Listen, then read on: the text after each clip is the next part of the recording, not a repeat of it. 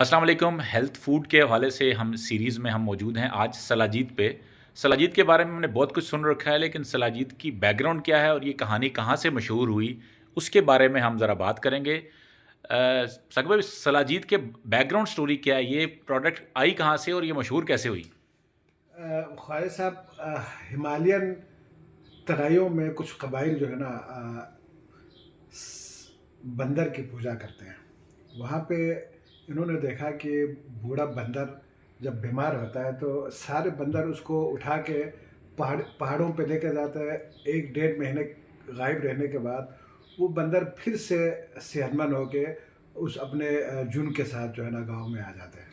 ان کو تجسس ہوئی، انہوں نے پیچھا کیا بندروں کی یہ کرتے کیا ہے۔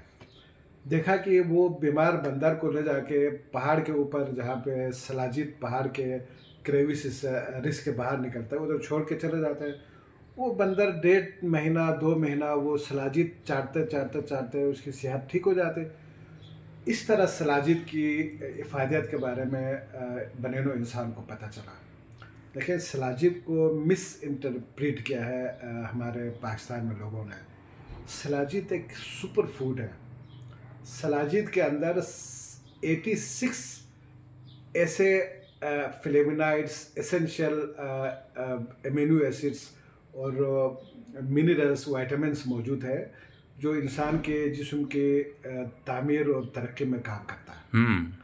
آپ کے جسم کی کمزوری کو دور کرتا ہے، آپ کی اسٹیمنا کو بڑھاتا ہے، آپ کے بڑھاپے کے جتنے ویکنیسز ہے سلاجید اس کو ٹھیک کرتی ہے۔ Very good. یہ ایک طرح سے ٹونک ہے، سپر فوڈ ہے، لیکن اس بیچارے کو بہت غلط اور یہ جو کہانی آپ نے سنائی ہے بندروں والی، یہ شاید کسی کو پتہ نہیں ہوگی۔ اپنا خیال رکھیے سپر فوڈ کے ساتھ۔